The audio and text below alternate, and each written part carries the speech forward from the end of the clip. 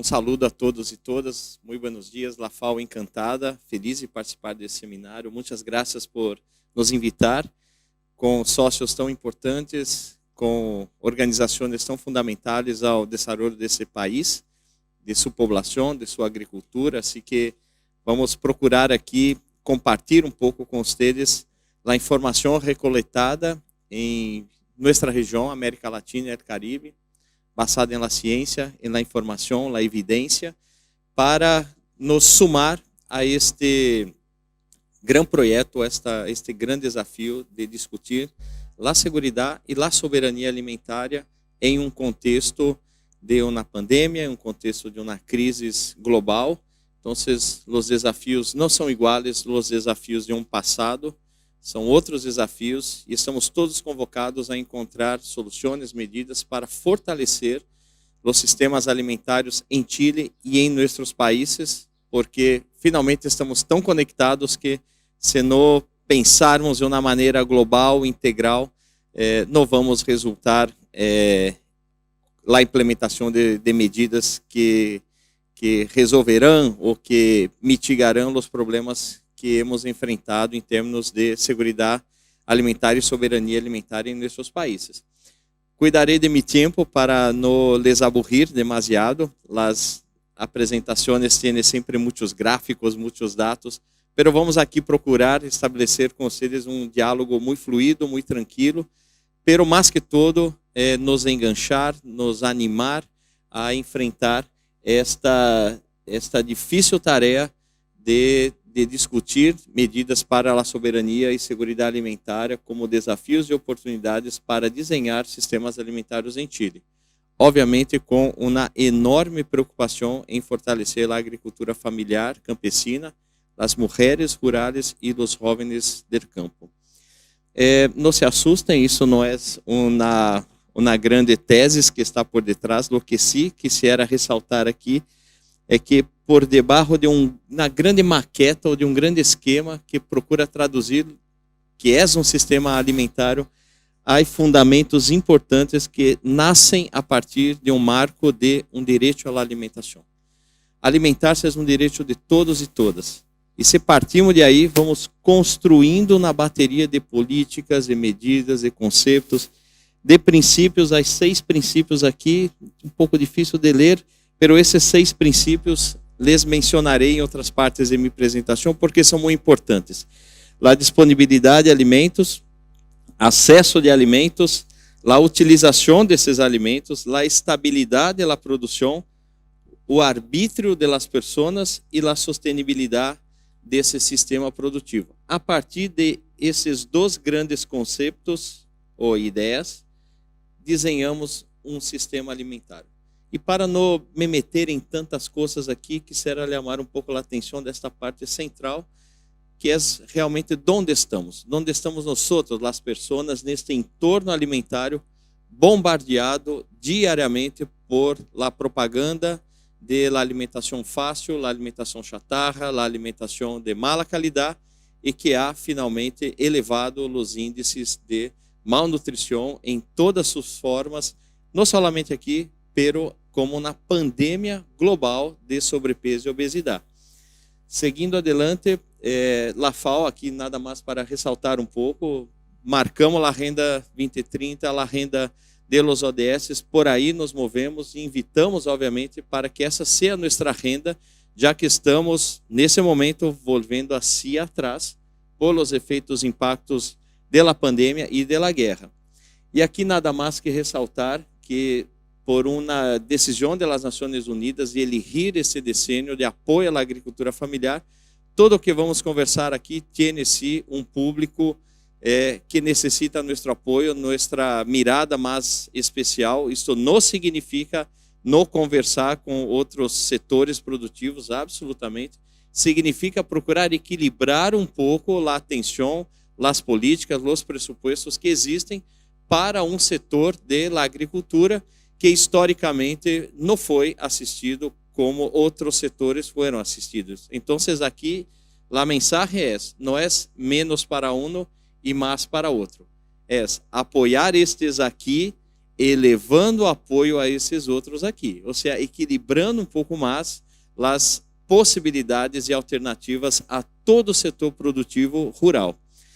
E la FAO se organizou em 4 grandes melhoras, então todo que podemos organizar nossas incidências em termos de uma melhor produção, mirando aí a sustentabilidade, câmbio climático, toda a preocupação com a ganaderia, com a produção sustentável, com a agroecologia, com a diversidade dos cultivos, para uma melhor nutrição a todos e todas, enfrentar essa epidemia de sobrepeso e obesidade, pero também a ampliação dos números de hambre que vão crescendo rápido na região, o melhor meio ambiente, porque não há como não considerar os recursos naturais, a natureza, a biodiversidade, e finalmente que tenhamos todos uma vida melhor, uma vida onde podamos desfrutar de nossos direitos, de las políticas que são pensadas para as pessoas.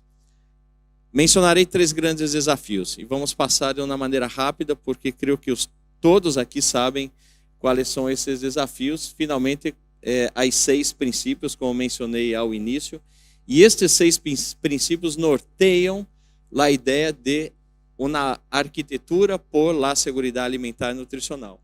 Lendo isto aqui, podemos agarrar finalmente que se trata a segurança alimentar e nutricional. Que essa segurança alimentar é quando todas as pessoas têm em todo momento acesso físico, social e econômico. Ou seja, manter-se alimentado, manter-se nutrido de maneira permanente. Com alimentos suficientes, sanos e nutritivos. Não basta comer. Há de comer sano, há de comer de maneira equilibrada, adequada, saudável, para suprir ou satisfazer suas necessidades alimentares e preferências, obviamente, quanto aos alimentos, para que este arbítrio seja finalmente uma possibilidade a todos e todas, e não como vivimos hoje, com a tremenda desigualdade econômico-social em que temos neste país e em outros tantos países da região, onde a comida mais barata é a comida que mata. Estamos nos matando por lo que comemos. Desentregarei um dado sobre isso, pero este conceito de segurança alimentar implica em, obviamente, uma alimentação frequente, permanente, saudável, inócua e adequada. E estamos, como lhes disse, volvendo hacia atrás. Havíamos, como região, avançado muito em diminuir o hambre. Estamos aqui por 2014, 15 por aí. Um momento onde a coisa começou a complicar e aí aceleramos. E esses dados aún não incorporam, evidentemente, com muita, digamos, com muita claridade os efeitos da pandemia, tampouco desta guerra. Isto vai seguir crescendo. Ou seja, amigos, amigas, estamos volvendo hacia atrás. Os números indicam que milhões de pessoas a cada ano ampliam sua situação de hambre em nossa região. E aqui em Chile, conversando um pouco sobre os dados de segurança alimentar e nutricional, encontramos como estimativas algo entre 600 mil e 800 mil pessoas com hambre. É hambre, amigos, não é comer pouco ou malo, é hambre. Algo como 3,3 milhões de pessoas que não têm a segurança alimentar e nutricional garantizada, ou seja, Bueno, já pensava que os números estavam assustando aqui. Então, há um problema aqui, pero esse dado é fundamental. Uma encuesta de la Junaeb entrega a nós esta cifra que é muito dramática. Os niños de quinto básico, nos 64% têm excesso de peso, de primeiro básico 53%, de kinder 53%, pré-kinder, primeiro. Amigos, nossos ninhos estão gordos, estão com excesso de peso, por uma combinação, por uma soma de fatores. Pouca atividade física, pouco entretenimento, muita comida rápida, muita comida chatarra, seguramente muito PlayStation, celular e tudo mais. Não? Então, se esta juventude cresce assim, esses números seguirão crescendo. O que se trata esses números? Esta barra azul significam as enfermidades no transmissíveis que levam a la muerte. Chile hoje é o segundo país onde as pessoas mais morrem por lo que comem. A comida está nos matando. Então, enfermidades nos transmissíveis são as enfermidades associadas a diabetes, cardiovasculares, problemas associados a sangue, a outros problemas mais. E aqui está Chile rapidamente avançando para ocupar o primeiro lugar, esta que já é uma das sociedades mais obesas de todo o planeta. E aqui vem um dado fundamental, e aqui os institutos que aqui estão reunidos, esta inteligência toda reunida aqui, órgãos que atuam frente aos desafios na agricultura, na ganaderia produtiva, eficiente, há de cuidar desse tema. O que significa a dieta saudável nos custar um promédio de $3,14 por dia por pessoa? Significa que nós outros que temos salários, temos boa condição econômica, social, podemos comer pescados, frutas, verduras, legumes de uma maneira regular, sana, inócua, adequada. Tudo que é bonito na teoria de la FAO se aplica a mim e a algumas outras tantas pessoas. Pero não se aplica a esses que têm como 0,6 dólares diários para comer rápido uma dieta que é pura energia, puras calorias, puros açúcares, e que são esses aqui justamente os que estão afetados pelas enfermidades. Custa caro comer sano. Então, vocês vão enfrentar medidas para baixar os preços dos alimentos, pero não de qualquer alimentos. É uma guerra contra a indústria alimentar que nos oferece a cada dia mais a comida ultraprocessada a preços super baratos e a comida sana, saudável, cada vez mais cara. Há de enfrentar essa contradição para que essas pessoas possam aceder a uma alimentação saudável de maneira frequente e diária. E aqui, esta foto é assim um drama. Pensar que de todo o esforço aqui reunido nesta sala, de produzir mais, de produzir melhor, de produtos de qualidade, nutritivos, produtos que são diversificados, produtos que se consomem nesse mercado interno, pero que se exportam, lindos produtos que vão para toda parte do planeta, pero de todo isto, 1/3 termina aqui. 1/3 termina aqui. Significa que a água, suelo, fertilizantes, créditos rurais, assistência técnica, tudo isto foi terminar aqui. 12% termina entre a finca e os sistemas de distribuição. E outros terminam em la parte de consumo, de venda, que são, digamos, nossos próprios hogares e os mercados de comercialização. Estamos com aproximadamente 12% em um promédio, onde estamos aqui. Aqui está a América Latina e Caribe, algo como um 12%. Pero não podemos dar um luxo de botar a comida, considerando que somos 65 milhões de pessoas com hambre. Com hambre. Avançando um pouco mais sobre a desigualdade social, a pobreza, enfim, mira, esses são os impactos da pandemia e da guerra. A gente está mais pobre e a gente está aún mais pobre em las áreas rurais. A desigualdade entre o cidade e campo está cada vez maior e esta desigualdade afeta de uma maneira aún mais importante as mulheres. Amigos e amigas, não há como desenhar políticas de segurança e soberania alimentar que não tomem em consideração as mulheres, porque são as mais afetadas por todos os aspectos ou todos os fatores. E sobre as mulheres estão as maiores cifras de sobrepeso, de obesidade, de hambre, de pobreza, de violência e outras formas más que colocam sobre a espalda de las mulheres um custo de uma sociedade que cada vez mais privilegia, digamos, a homens com seus salários melhores, com seus status melhores, com seus cargos melhores, e para as mulheres, e principalmente a mulher rural, tudo é mais complicado. E quando abrimos os números de conjunto de pessoas entre la ciudad e el campo. Este que é o continente mais urbanizado de todos, e seguiremos em uma ruta de urbanização. A extrema pobreza e a pobreza em meio rural são muito expressivos. A extrema pobreza rural é bastante expressiva quando temos apenas ou solamente 18% da população, e a pobreza rural é de 29% quando 18% da população são rurais. Ou seja, a proporção entre urbano e rural é muito mais complicada em termos de pobreza e sem pobreza em los moradores del campo.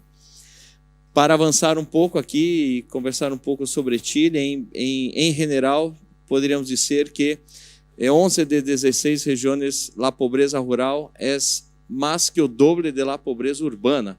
Ou seja, as áreas rurais são mais expressivas em termos de pobreza e desigualdade. Há algumas regiões, onde isto é mais evidente, assim que há de enfrentar essas brechas. As políticas para urbano e rural não poderiam ser as mesmas, não poderiam ser iguais, e tem que considerar as características desta ruralidade que está mais afetada por os efeitos da pandemia e da guerra. Obviamente, há números super positivos na importância econômica desse setor rural, na importância econômica da agricultura familiar e campesina. Esses números são os que nos colocam em frente a esta batalha, que nos unem, que nos motivam, que nos colocam unidos para enfrentar esses problemas. Pero finalmente há de vencer esta retórica de que a agricultura familiar é boa porque produz muitos alimentos. Comer huevos de galinas felizes é muito bacana, comer aí uma fruta que cosechamos aí na finca, puta, tudo isso é bonito, pero transformar isto em uma política pública que leva esta produção a todos e todas em um continente ou em um país bastante urbanizado é nosso desafio. Quando reunimos dados de 10 países, vemos que a informalidade em los empleos rurales é maior que em outros setores, a indústria e setor de serviços. Ou seja, os trabalhadores e trabalhadoras em el campo são mais ou menos favorecidos por políticas, por proteção social, por direitos laborais, e a informalidade é maior nesse setor. Obviamente vivemos olas migratórias, obviamente vivemos empleos rurais para as mulheres com os piores salários que existem, então não há como não considerar a informalidade como um tema a ser enfrentado em las políticas de apoio a esse setor. Mirando aqui meu tempo, creio que foi bem assim. ¿Sí? Bueno, a desigualdade de gênero, creio que já les mencionei, enfim, é brutal, a brecha se abre cada vez mais, há de considerar toda a preocupação que sobre as mulheres recai a doble, a tripla carga de trabalho e sua autonomia econômica. Qual o problema de discutir a autonomia econômica quando temos um montão de machos tóxicos que dizem: eu cuido desta casa, assim que esse salário é meu, a plata é minha, tu estás aqui colocada em um sentido inferiorizado a esta persona, desse homem que lidera a casa. Então, amigos, há de equilibrar, enfrentar essa desigualdade para que a autonomia econômica seja um processo de libertar a las mulheres. A los jovens passa algo igual, não? Pero sobre as mulheres recai ademais essa desigualdade, a violência. Os dados da pandemia nos revelarão como isso se asseverou nesses últimos meses. Sobre as populações indígenas, não somente aqui, como em outros países que têm uma população indígena muito expressiva, muito importante, muito relevante, a pobreza está mais marcada, a desigualdade está mais marcada, pero são com estes aí que vamos buscar os patrimônios da biodiversidade, patrimônio genético. Aí são importantes, porque são os guardiões, os que guardam a semilha, etc. Pero não lhes entregamos devidamente este serviço que prestam à humanidade. Então, vocês há de também mirar este público de outra maneira. E aqui já partindo para o último ponto, as pessoas maiores, enfim, isso não é simples. Salários muito baixos, pensiones muito bajas e muitos hogares são suportados por la renta desses ancianos. Ou seja, por debaixo dessas pessoas estão homens, mulheres, ninhos, nietos, nietas, sobrevivendo de salários cada vez, ou pensiones cada vez melhores desse público. Para complicar, não há conectividade, não há internet, esses estão cada vez mais lejos da tecnologia, da informação, e são absolutamente cada vez mais desconectados da informação. E isto, obviamente, produz uma brecha informativa, comunicacional, de conhecimento, que para estes aí deveríamos considerar políticas de inclusão digital, políticas de inclusão, obviamente, econômicas e sociais.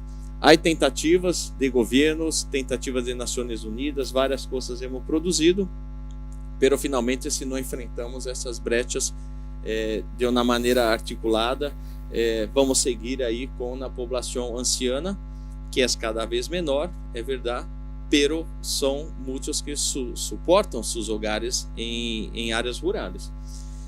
Terceiro desafio, câmbio climático, já sabemos, enfim, vamos passar por esse tema rápido, todos sabem aqui os efeitos do câmbio climático, pero um ponto fundamental que é sua vinculação ao setor agropecuário, produtivo.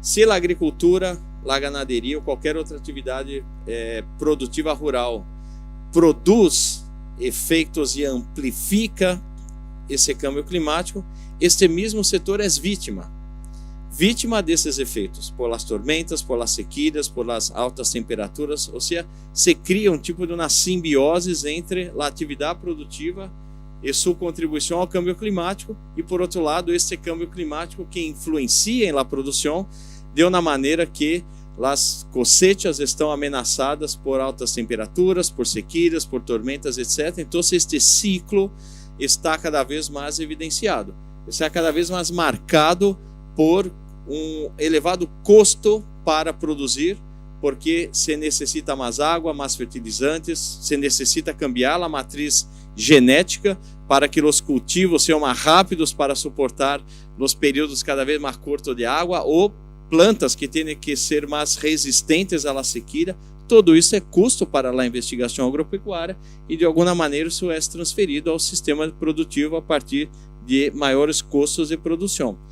E sabemos claramente como isso acaba influenciando em diminuição de rendimentos, desplaçamento ou abandono de campos produtivos ou substituição de cultivos de ciclo curto por cultivos de ciclo largo, o que significa a menor oferta de granos, frutas, verduras, legumes.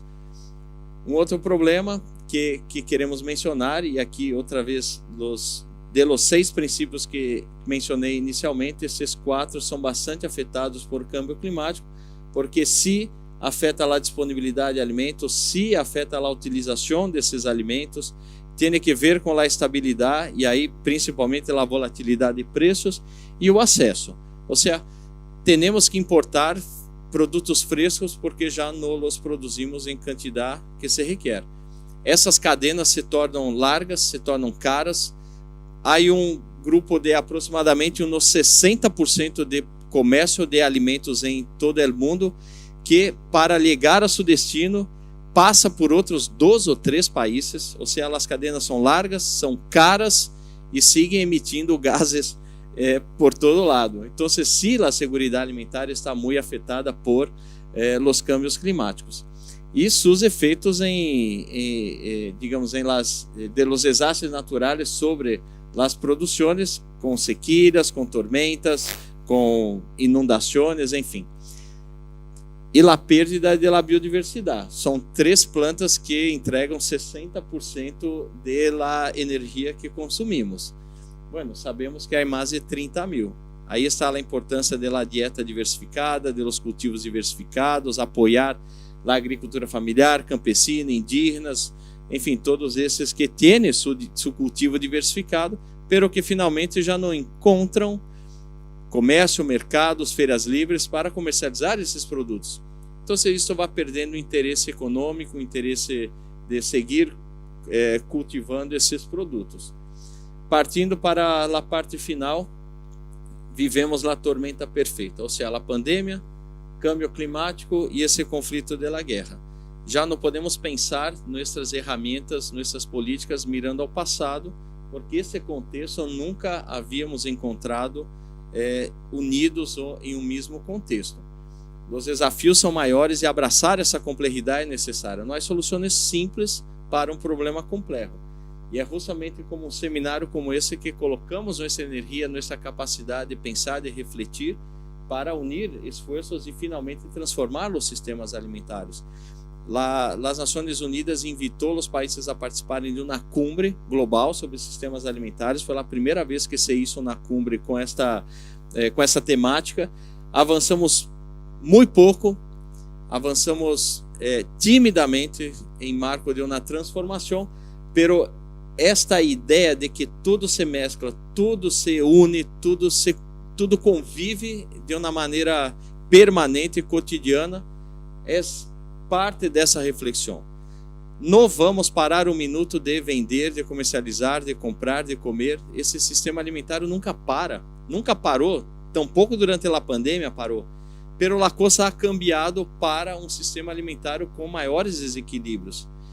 E esses desequilíbrios estão favorecendo a má alimentação mais barata, e estão levando os agricultores e agricultoras a um sistema cada vez mais complicado de comércio, de preços mais baixos e de uma enorme quantidade de intermediários. Então, você vai de rever e redesenhar os sistemas alimentares e pensar em sistemas mais circulares. Onde vai toda a embalagem, onde vai todos os paquetes, onde vai tudo isso que está associado a produtos que são cada vez mais etiquetados, cada vez mais empaquetados. Tudo isso é basura.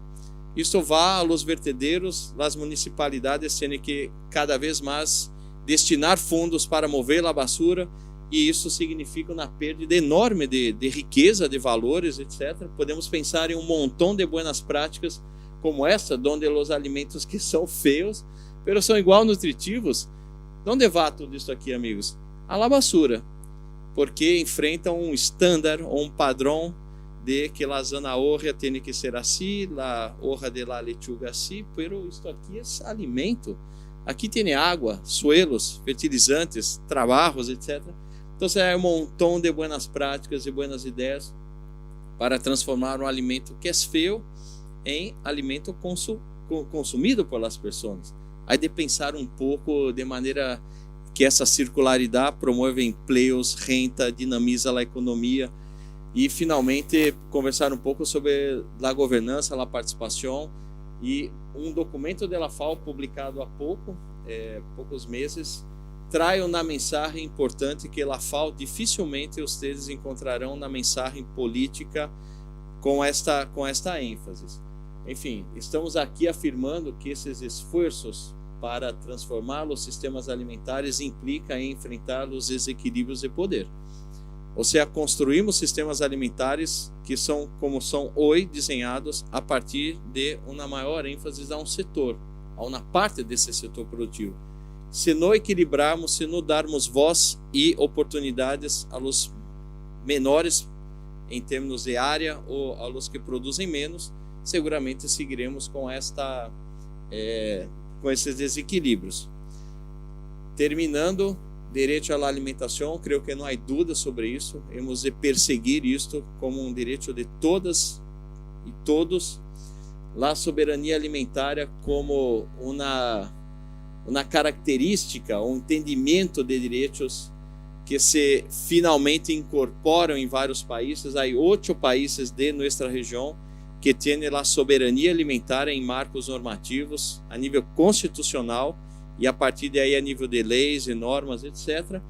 Pero o que mais quisiera enfatizar aqui é isto aqui. Les trago alguns poucos números.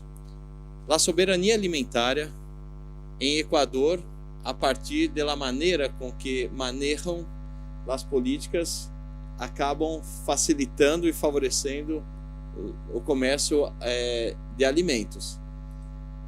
Bueno, ¿por quê? Porque se põe mais ênfase na produção, se põe mais pesquisa, se põe mais crédito, enfim. Isto ha facilitado o comércio internacional. Nicarágua, a lei de soberania e segurança alimentar ha impulsionado as exportações para os norte-americanos e para a Europa. Em México, é super interessante que a definição de soberania alimentar marca como um instrumento preponderantemente econômico dirigido à produção do setor agropecuário com enorme relevância ao bem-estar da sociedade. Essa ideia de equilibrar. E, finalmente, a República Dominicana, que registra, enfim, um valor importante de exportações, porque acaba, finalmente, reservando ou priorizando parte de seus produtos para o comércio interno e outra parte se vai à exportação, enfrentando as perdas e desperdício de alimentos. Há excessos produtivos, mas se na política comercial, se na política de acessos, esses alimentos vão se perder, vão aos vertedeiros e finalmente nunca ampliarão a contribuição econômica desses produtos dentro do país ou fora desses países. Isso aqui é nada mais para entregar-lhes a informação de la FAO a partir de dados governamentais de que se a soberania alimentar não implica em nenhum tipo de prejuízo às práticas comerciais. E falando um pouco sobre Chile, aqui chamamos a atenção, bueno, que estão representantes, deputadas, parlamentares aqui. Mira, hicimos como um varrido de toda a normativa associada à segurança alimentar e nutricional aqui em Chile, que não existe e seria fundamental. Uma lei marco que amarre, que agarre, que ponga tudo isto que exista barro um paráguas que harmonize, que indique um caminho, que permita uma estratégia de Estado para a segurança e soberania alimentar, articulando tantas normas, tantas leis, tantas iniciativas que são exemplos ao mundo. Muitas políticas são exemplares ao mundo. Então, Chile lidera uma renda importante, pero hace falta uma lei marco que harmonize tudo isto. Isto la FAO ha entregado à frente parlamentar para que também procure considerar esta brecha em los marcos legais de Chile. Terminando, medidas adotadas pelos países para avançarem na soberania e segurança alimentar. Aqui é um rápido resumo de lo que encontramos nesses países. E que não está nada, digamos, não há nenhuma grande novidade aqui. Então, fortalecer a agricultura familiar e campesina e um montão de políticas e iniciativas que poderíamos unir, poderíamos fortalecer, poderíamos colocar mais preocupação, acesso a mercados, cooperativismos, todo que diz respeito a sistemas alimentares com identidade territorial, justamente por isso que mencionamos nesses desafios, patrimônios agrícolas, biodiversidade, semilhas. Todos os países que têm a soberania em seu marco constitucional estão trabalhando na proteção à agrobiodiversidade, estão resgatando semilhas tradicionais ou ancestrais e cruzando esta diversidade genética com cultivos que já foram aprimorados, aperfeiçoados para produzir cultivos mais resilientes aos câmbios climáticos. Isto como um exemplo. Bueno, tudo que diz respeito à inovação, tudo que diz respeito a canal tradicional de comercialização e abastecimento alimentar é clave. Chile tem mais de 1000 feiras livres, é um patrimônio desse país. Todo lugar que a FAO vá apresentar algo sobre canal tradicional de comercialização, enfatizamos a Feira Livre de Chile. E por que isto? Porque há uma tendência global de substituir esse canal tradicional por as redes de retail.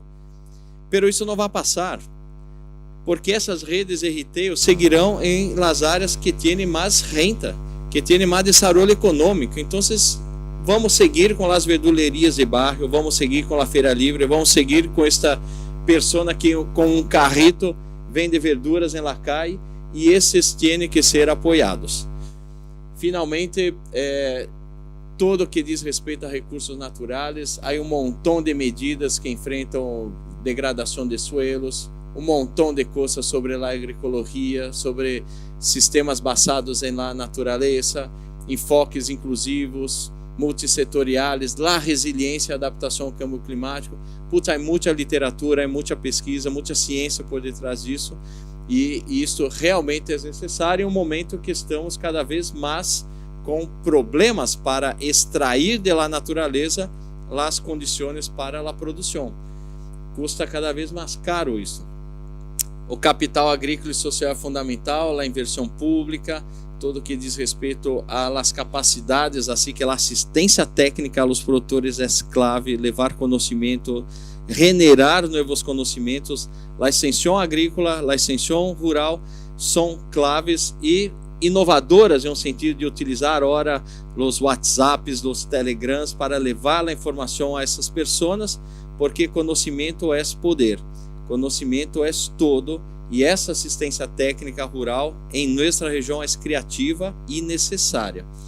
Finalmente, e termino aqui, os câmbios em hábitos de consumo e educação alimentar, como lhes apresentei, tudo o que está associado a sobrepeso, obesidade, pero nosso modo de vida ha cambiado para pior.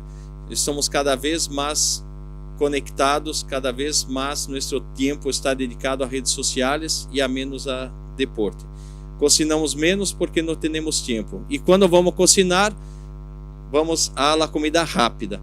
Claro que é um desafio, principalmente às famílias maiores, às famílias que têm mais pessoas, pero baixos ingressos, que vamos comer. Então, há de enfrentar a desigualdade social e econômica para termos hábitos de consumo e educação alimentar adequados. E a governança.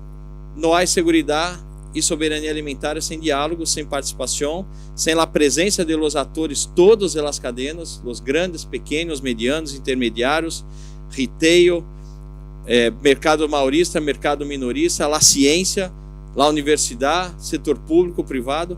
Se não colocarmos todos aí a conversar e gerenciar na linda renda de soberania e segurança alimentar, vamos seguir com os mesmos temores ou medos de antes. Então, já estamos trabalhando, amigos e amigas, em outro mundo.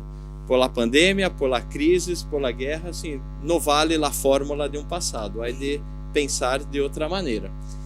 Marcos, normativas, regulamentos e, finalmente, considerar esta multissetorialidade, esse âmbito multidimensional que mencionei.